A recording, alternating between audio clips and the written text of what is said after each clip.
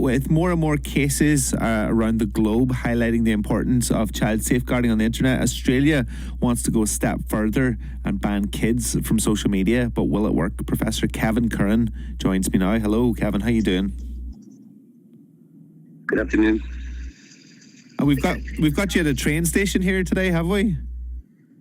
Just pulled in right now. Sorry. You're all right. It's all good. It's all good. So tell us a little bit about this story. Yes, Australia are trying to be the first country in the world to ban social media for anyone under 16. Of course, they're trying to pass the bill, but it seems it's going to get through from both parties. And of course, it's been tried before. It's been tried in France. But what they found was all the young people just use a VPN to get around the restrictions by opening up accounts or logging in from other countries. So again, the problem is, of course, age verification on the internet. It's very, very difficult to do.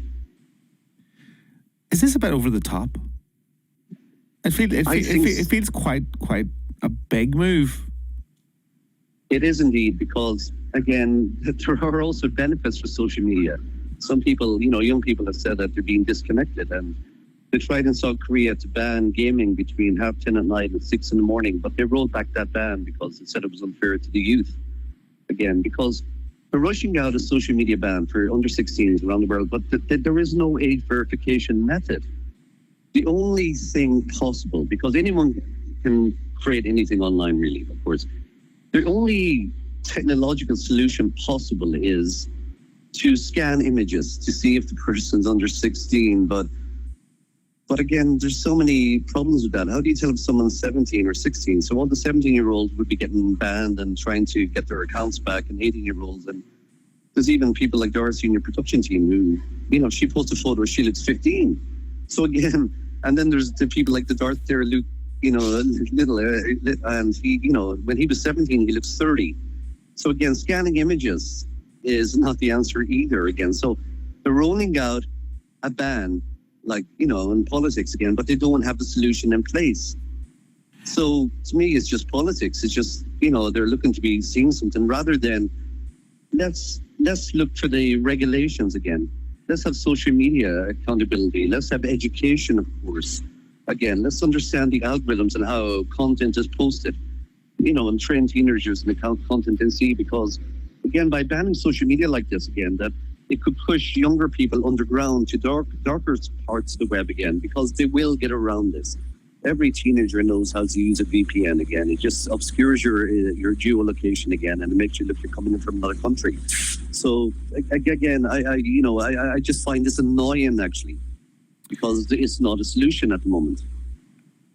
How much of this falls on the parents? I know we have like a government that's trying to do better, but does it begin at home really? Like should parents really be safeguarding or making sure that their children are using social media in the correct way? Of course it does again, but of course parents are very busy, and unless you're sitting there over the shoulder of your child who would not appreciate that, how do you know what they're posting? How do you know what they're seeing? But really, what any parent should be doing is obviously speaking to their kids, saying, look, we know these things again. We're trying to give you freedom, trying to, allow you to be, mature. But please tell us if X, Y, Z happens. Please tell us, and be aware that X, Y, Z could happen to you. That these are the things that we fear about, but that we trust you. And again, just keep an open communication again.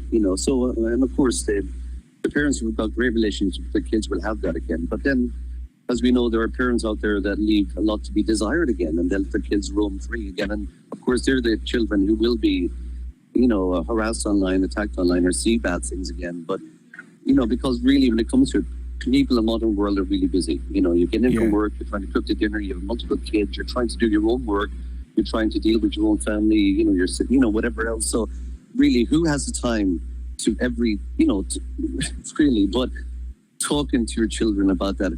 And again, of course, education, the schools should come in again and, and try to educate children as much as possible again, without making it too corny as well, professionals again. So that's it, because lot of the education is it's it's so vague and whatever else, and it just goes over the children's heads. But if we had some good use cases again, or people who were experts in speaking about the dangers of it again, that might help more. But it's really, but it comes down to again regulations on the social media sites themselves again about the content, that they can do more about content filtering again. So if we're worried about seeing suicides and we're worried about seeing terrible images online, well then, by regulating and imposing fines on social media companies to try to do more, to hire more content moderators, that's the way to go about it, as far as I can see. It is a difficult one to get to the bottom of. Like, do you have children yourself? Like, what way do you enforce it? If that's possible. Of course, my children were on social media from a young age, but I didn't know from one day to the next what they were doing. But of course, they had a secure home, and they could come to me and tell me anything really. But really, I was trying to do everything, juggle my career, make the dinners, walk the dog, everything else. So again, I didn't really go, start looking through their postings, whatever else again. But there are things you can do at home, of course. You can have filters on your network again to block particular sites, of course. Again, but then that's too technical for most people. Again, so again, there are sites again, internet providers could block as well. But again, that's very difficult. But no, I definitely wasn't monitoring my children's online activity. But, I find generally though, if the kid is good in the real world, they're good online as well. So you just hope that your parenting rubs off on them again. Your values as well as a family. Well, of course, because there are benefits. My son was homeschooled, my older son, and he has the smallest network of mates in the world. But his two mates in London, where he only could communicate with them through social media from a young age, really, and they have turned out to be great friends. Again, so social media was a benefit for him. And again, people will see that during COVID again, when they were cut off from normal communication lines. There are good things about social media. Yeah. It's not just a cesspool for everything. Professor Gavin, thank you so much for coming on to the show and talking to us about that. It's Phil Taggart here and for Mark Patterson. I will be back again tomorrow at 12 o'clock. We're going to pass over to Hugo now, who has just started.